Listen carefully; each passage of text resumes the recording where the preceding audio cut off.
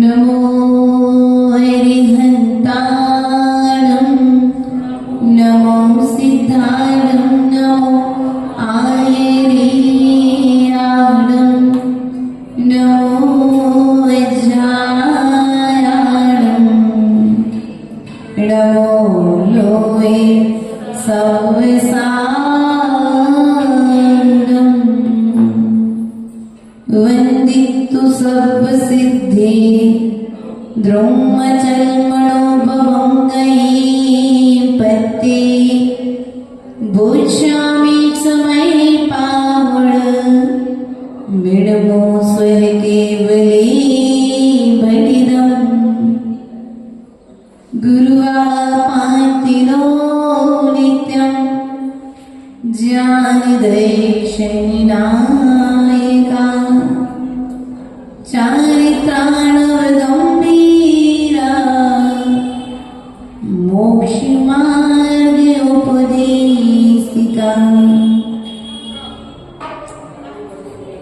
ये शास्त्रीराजयति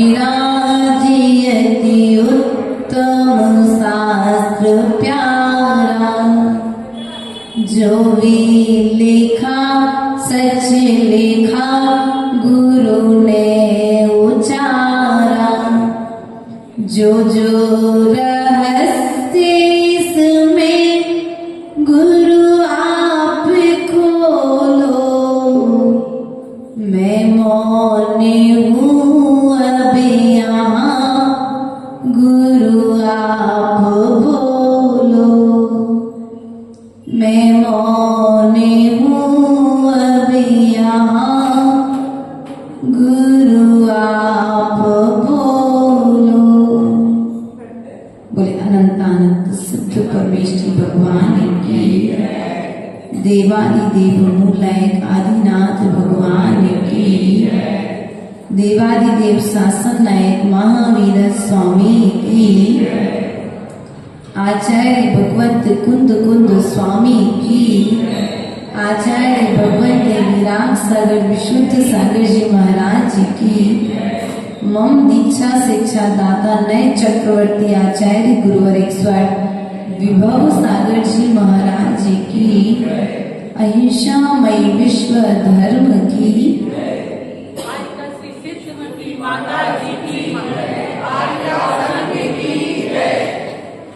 प्रिय बंधु, आचार्य भगवंत कुंद कुंद स्वामी के श्री चरणों में बारंबार नमोस्तु निवेदित करते हुए आचार्य भगवंत कुंद कुंद स्वामी के भावों को हमने जानने का और समझने का पुरुषार्थ हमारे द्वारा किया जा रहा है।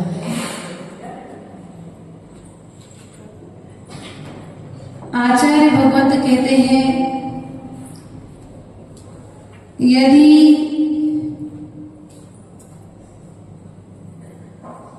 अप्रमत्त अवस्था आ जाए तो जीव का गुणस्थान बढ़ जाता है, अर्थात 14वें गुणस्थान 7वें गुणस्थान के पश्चात अप्रमत्त अवस्था प्रारंभ होती है, 14वें गुणस्थान तक चलती है, अर्थात जीव जब तक संसारी रहता है 7वें गुणस्थान से तब तक उसकी अप्रमत्त अवस्था चलती रहती है, और पहले गुणस्थान से जो 6वें गुणस्थान तक की यात्रा है वह प्रमत्त गुणस्थान है। प्रिय बंधु, हम सम्यक दृष्टि हैं और जो सम्यक दृष्टि श्रावक रहेगा वह प्रमत्त होते हुए भी उस प्रमाद को त्याग करने का भाव लिए रहेगा। आगे आ जाओ तीनों जन, बीच की बेंच खाली है ना।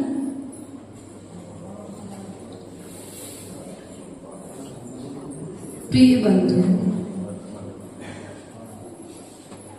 प्रमत्त की यात्रा प्रारंभ कैसे होगी?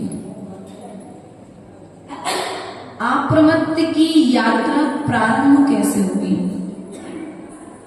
तो आचार्य भगवंत कुंद कुंद स्वामी कहते हैं अप्रमत्त की यात्रा प्रमत्त के त्याग से होगी। प्रमत्त अर्थात प्रमाद, प्रमत्त बराबर प्रमाद, प्रमाद के त्याग से, अज्ञान के अभाव से। अज्ञान चला गया, ज्ञान प्रकट हो गया। ज्ञान में व्यक्ति पाप करता नहीं है। आज स्थिति ये है, आचार्य भगवंत कुंद कुंद स्वामी कहते हैं कि जब भगवान महावीर स्वामी ने दीक्षा धारण की तो दीक्षा के साथ में मौन ले लिया। क्या किया? क्यों? छद्मत अवस्था है, कभी पूर्ण ज्ञान नहीं है। ज्ञान की पूर्णता नहीं है। मति श्रुत अवधि, मति ज्ञान, श्रुत ज्ञान, अवधि ज्ञान और मनः पर्याय जो ज्ञान है इंद्रियों के अधीन है, वस्तुओं के अधीन है, इसलिए ये ज्ञान अधूरे हैं। लेकिन जहां पर ज्ञान में पराधीनता चली जाएगी वहां पर ज्ञान पूर्णता को प्राप्त हो जाएगा। तो ऐसे भगवान महावीर स्वामी ने 30 वर्ष की उम्र में दीक्षा ली और 72 वर्ष की उम्र में केवल ज्ञान हुआ। और केवल ज्ञान होने के कुछ समय पश्चात उन्होंने निर्वाण प्राप्त कर लिया। लेकिन केवल ज्ञान होने के पूर्व तक भी क्या रहे? क्या रहे? मौन रहे। हाँ, पूरा मौन रहे। सोचो, हम 1 घंटे, 2 घंटे, 6 घंटे, 8 घंटे का मौन लेने में विचार करते हैं। आहार को जाना है, बोलना थोड़ी ना है। अपनी क्रियाओं में लीन रहते थे वो। तुम्हारे घर पर आहार करने आए, देखो ये बात थोड़ी व्यवहार की है, लेकिन व्यवहार के बिना निश्चय की यात्रा नहीं होगी। इसलिए भगवान महावीर स्वामी का उदाहरण देके हम आपको समझाने का पुरुषार्थ कर रहे हैं कि आज उन्होंने यदि सिद्धि प्राप्त की है तो कहीं ना कहीं भीतर के भावों में स्थिर होकर की हुई है। जल देखा आप लोगों ने? चक्रज भैया, जल देखा? आप नदी किनारे जाकर के बैठे, जल में आपने एक पत्थर फेंक दिया। अब उस हिलती हुई जल में आप अपना चेहरा देखने का प्रयास करो, दिखेगा, लेकिन अस्पष्ट दिखेगा, व्यवस्थित नहीं दिखेगा। और आप पहुंचो, पानी ठहरा हुआ है, उस ठहरे हुए पानी में अपना चेहरा देखने का पुरुषार्थ करो, क्या होगा? दिख जाएगा। दर्पण की भांति चेहरा आपको दिख नहीं। क्यों? जल स्थिर है। जिस प्रकार से स्थिर जल में आपको आपका चेहरा व्यवस्थित दिखाई दे रहा है, उसी प्रकार से स्थिर चित्त वालों के लिए जिनवाणी व्यवस्थित समझ में आएगी। स्थिर चित्त वाले जीव स्वा की यात्रा कर पाएंगे, अर्थात जो साधक हैं, जो स्वा की यात्रा करना चाहते हैं, वे अधिक से अधिक समय मौन रहेंगे तो महावीर की तरह आत्मा की सिद्धि प्राप्त कर पाएंगे। और यदि मौन लेना बंद कर दिया, देखो खाजा बनाए अध्यक्ष महोदय, खाजा बनाए, मौन डाला है,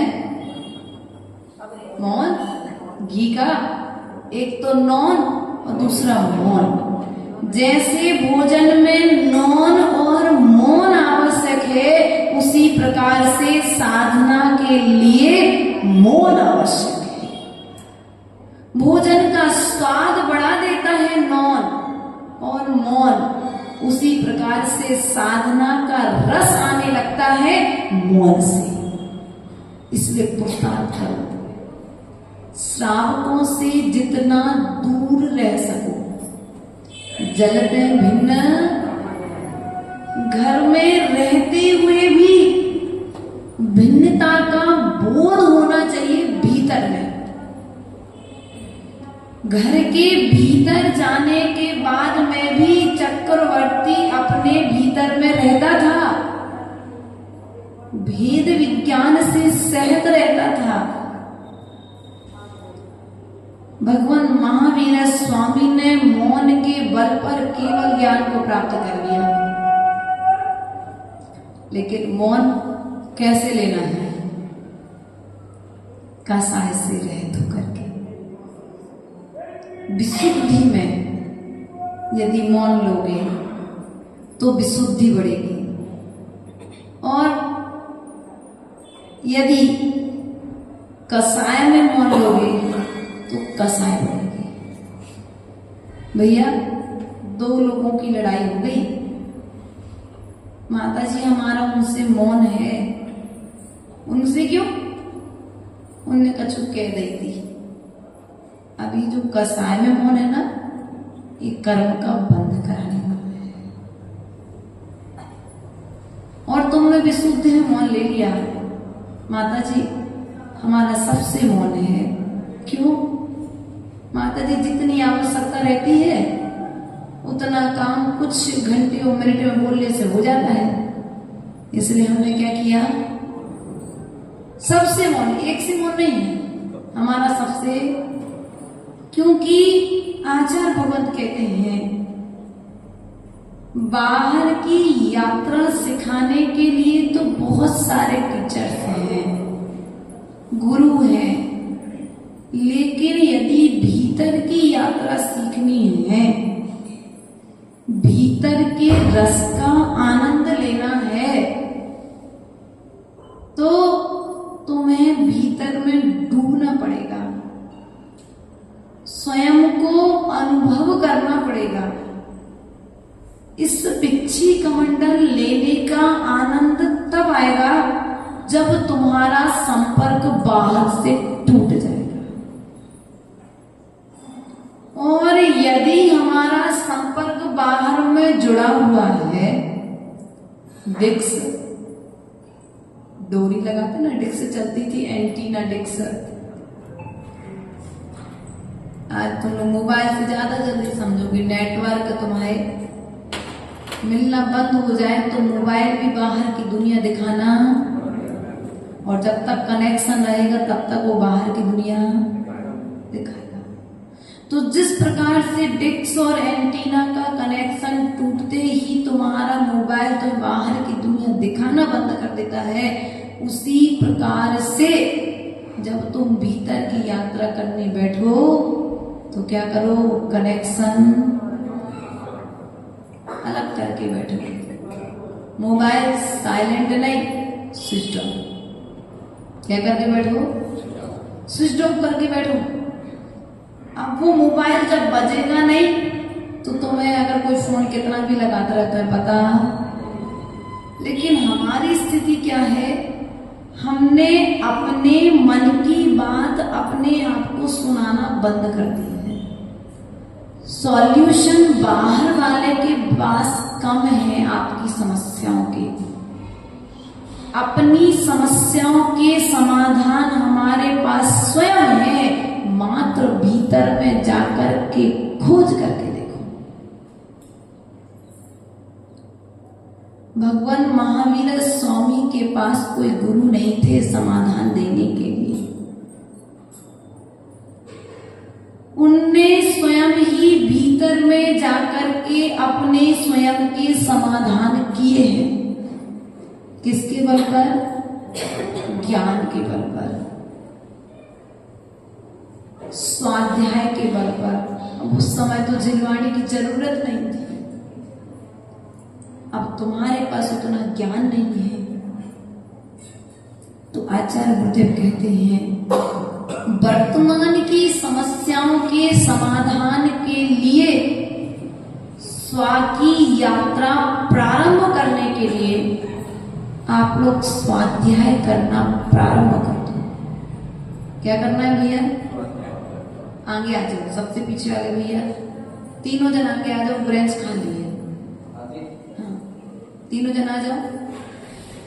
तो क्या कहा कि स्व की यात्रा करनी है तो स्वतंत्र होना पड़ेगा।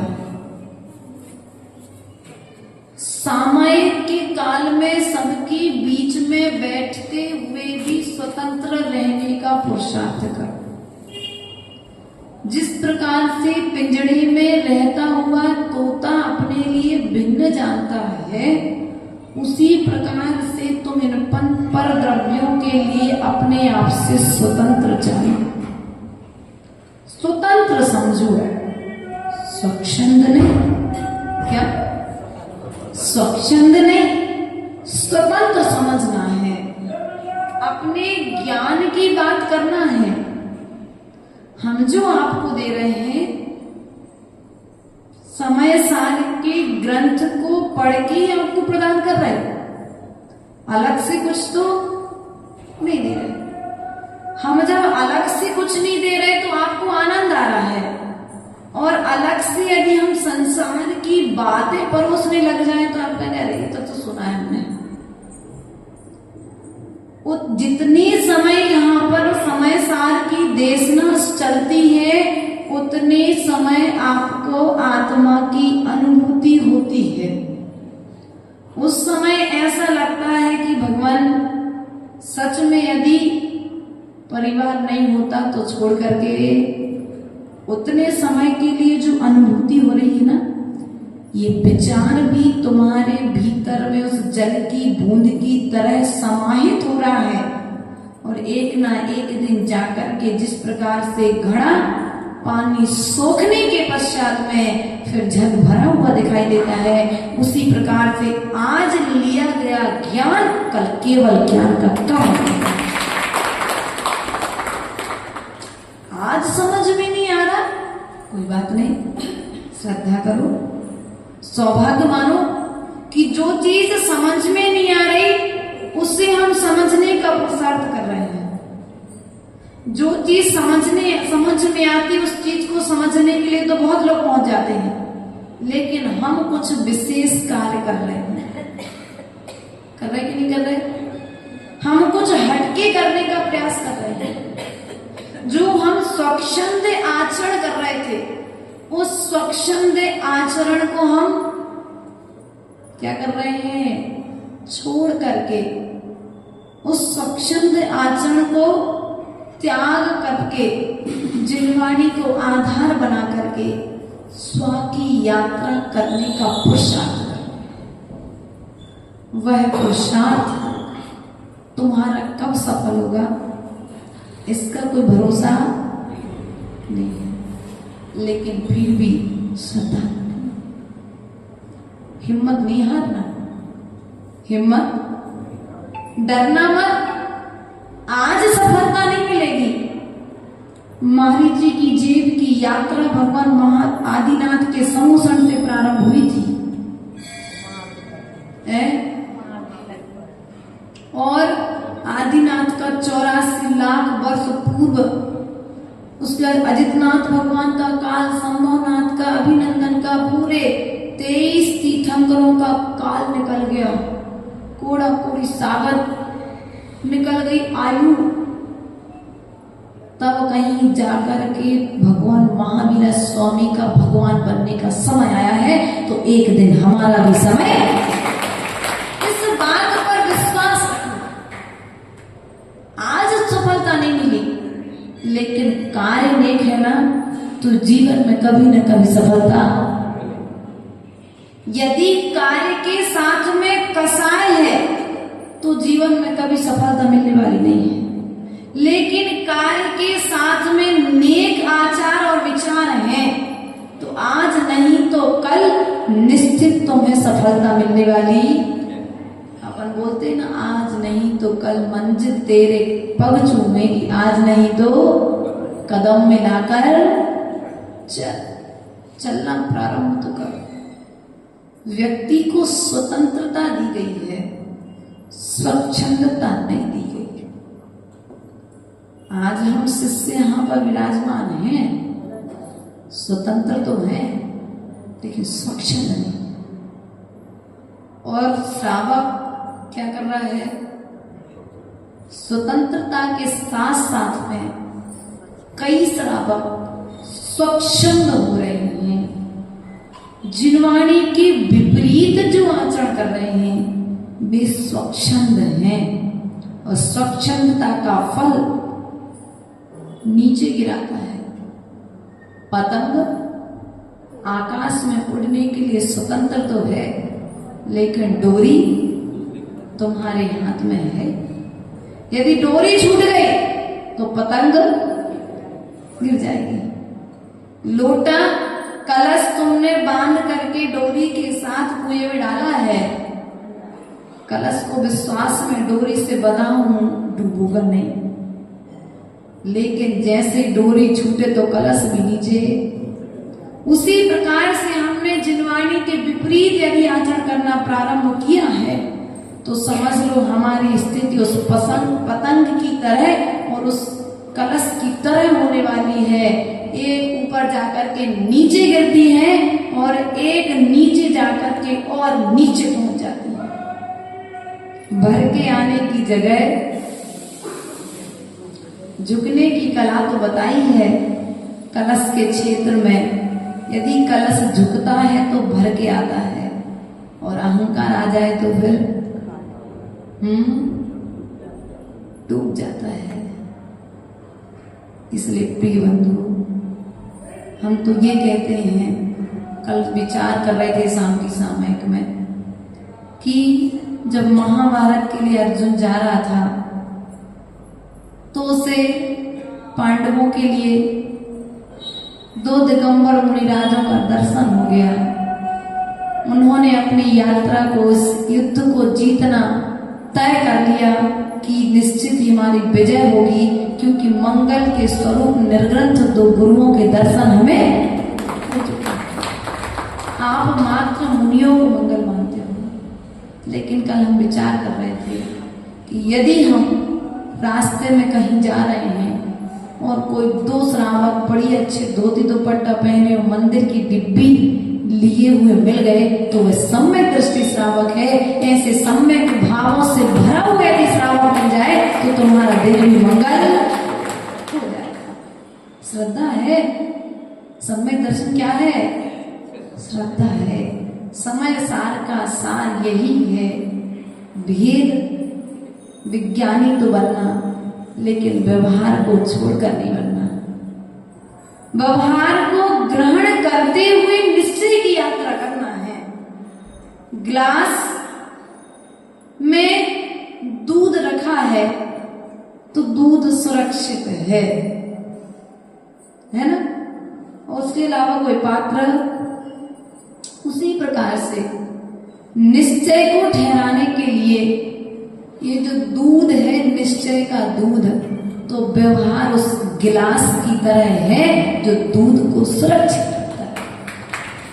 इसलिए व्यवहार को गौण करके जब सामयिक करने बैठो उस समय व्यवहार को छोड़ देना।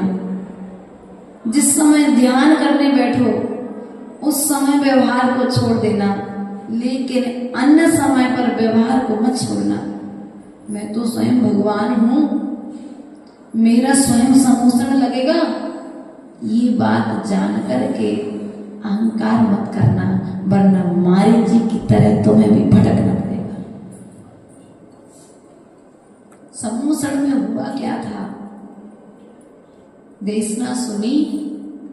अब यहां पर कह दिया जितने जीव बैठे वे सब भव्य हैं। भव्य हो क्या भव्य हो? भव्य हो ना। कल पढ़ रहे थे हम लोग पद्म पुराण में, जीव के भेद बताए, जीव और अजीव, मुक्त और संसारी, भव्य और अभव्य, है ना। इस प्रकार से जीव के भेद बता दिए। अब इन सब जीव के भेदों में भी संगी इंद्रिय, संगी पंचेंद्रिय और संगी और असंगी के भेद से दो भेद और बता दिए। तो आप संगी हो, पंचेंद्रिय हो, भव्य हो कि नहीं हो? कह दो अपने मुख से एक बार, मैं भव्य हूं। क्यों भव्य? क्योंकि मैं देव शास्त्र के गुरु के चरणों में हूं, इसलिए मैं भव्य इसलिए हूं, मुझ में मोक्ष जाने की क्षमता है, मेरे अंदर में भगवान के बताए हुए मार्ग पर चलने की क्षमता है। वरना देखो कुछ जीव ऐसे भी हैं जो संसार में है, संबोधन तो सुनते हैं लेकिन संबोधन का आचरण नहीं करते। तो उनकी स्थिति उस ठर्रा, समझते हो, मूंग की तरह है जिसको कितना भी पानी में डाल दो, उस ठर्रा चना की तरह है, उस ठर्रा उड़द की तरह है, मसूर की तरह है। उसे कितना भी पानी में गलाओ वो फूलती। तो ऐसे जो जीव हैं वे स्वयं समझ जाएं, जिनके ऊपर में जिनवाणी सुनने के बाद में भी कसायों में कोई परिवर्तन नहीं आ रहा है, वे अभव्य जीव हैं, उस ठर्रा मूंग की तरह, जिन पर कोई असर। ऐसे जो ठर्रा मूंग की तरह जो अभव्य जीव हैं वे संसार की यात्रा करने वाले हैं। संसार की यात्रा करके नरक और निगोद में जाकर के पुनः स्थायी रहने वाले हैं। प्रिय बंधु, यदि परिणामों में परिवर्तन आ रहा है तो भव्य, और परिणामों में कोई परिवर्तन नहीं आया तो अभव्य। ये निर्णय करने में कोई ज्यादा समय, तुम्हारी कसायों में कोई परिवर्तन आया तो भव्य। परिवर्तन मतलब घटी, बड़ी नहीं। हाँ माता जी परिवर्तन तो आया लेकिन बढ़ गई थोड़ी सी। बढ़ता हुआ परिवर्तन नहीं चाहिए, यदि घटता हुआ परिवर्तन आया है तो भव्य है। क्योंकि देखो गर्मी के मौसम में मिट्टी कितनी भी फूल जाए, फूलने अर्थात सूख जाए, कड़क हो जाए, लेकिन यदि थोड़ा सा पानी का सहयोग मिल जाए तो मिट्टी को गलने में समय। उसी प्रकार से भव्य जीव कितनी भी कसाई कर ले, लेकिन जैसे ही जिनवाणी का जल उसे मिलेगा तो वो क्या हो जाएगा? मुलायम हो जाएगा, पिघल जाएगा। ऐसा सॉफ्ट हृदय वाला, सरल परिणाम वाला भव्य जीव हुआ करता है। इसलिए प्रिय बंधु, अपने भावों को जिनवाणी के भावों से, कुंद कुंद के समय सार के भावों से मिलाने का पुरुषार्थ करो, आपका जीवन धन्य हो जाएगा। इन्हीं भावनाओं के साथ में बोले परम पूज्य आचार्य गुरुवर ईश्वर विभव सागर जी महाराज जी की, आचार्य भगवंत कुंद कुंद स्वामी की। हमारे बीच में आर्य का रत्न सभा श्री माता जी विराजमान है और आगे की सभा श्री माता जी संभालेंगी। आप लोग इसी तरह से विराजमान